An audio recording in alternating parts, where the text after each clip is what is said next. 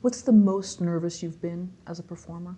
The most nervous. I went and screen tested for Saturday Night Live.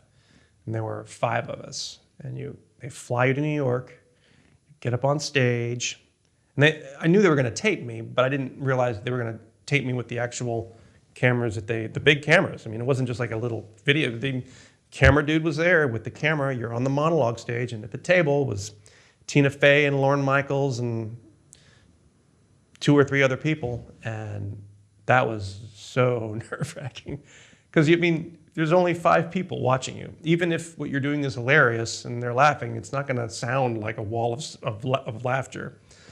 And that year, it was Fred Armiston, Will Forte, my good friend Jeff Davis, and another guy that I kind of knew. And all 5 of us, we were going up the elevator, and we were like, hey, man, good luck to you. No, good luck to you. And we were all, just, hey, we're in the same boat together. We're all in the same.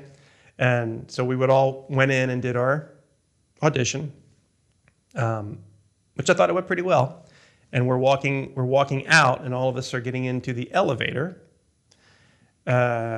thinking, hey, woo, you guys want to go get a drink? That was crazy. That was scary. Let's go get a drink. And right as the doors are closing, someone's hand goes, Fred, can you come with us? Oh, no! And we're all like, oh, God, could you wait until tomorrow to tell him he got it? So we could all bond and have a good time.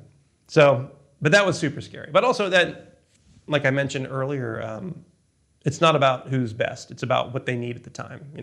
Did they need a 6'2" white guy at the time? Did they need, it's all about what fits into the cast at that moment. So I feel better about that now. But afterwards, I was like, oh, I was terrible. It must have been terrible. But I wasn't. Was that another lesson on maybe not getting your hopes up too much? Because when you get an opportunity like that, I'm sure you're...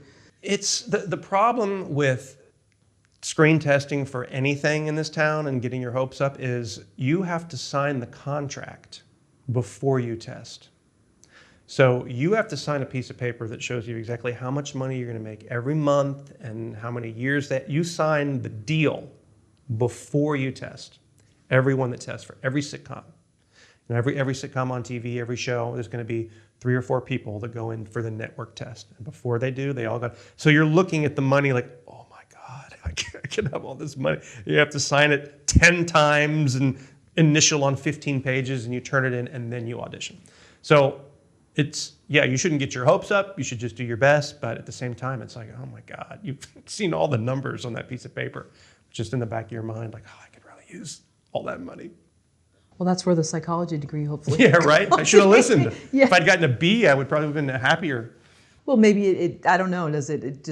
It would be very difficult to see that and then go in and... It's tough, yeah. Yeah, the network testing is the scariest thing. And of all of the ones I've tested for, SNL was the most scariest. Right. Yeah, I think Mark Maron has a thing too where he was doing something and Lauren, oh yeah, thanks kid, yeah, I'll take, and he was like waiting outside. Mark was bitter about it for years. And then if you listen, he had Lauren on his podcast and they kind of had a nice, what's the word? Like reconciliation. Thank you. The nice thing is that he's upfront about being bitter. I know some people criticize him for that. I think it's great because he's just pretty much vocalizing what a lot of people think anyway. Oh, yeah. But I know he's been chastised for that. So. Yeah. Yeah, but it's a great story. Yeah.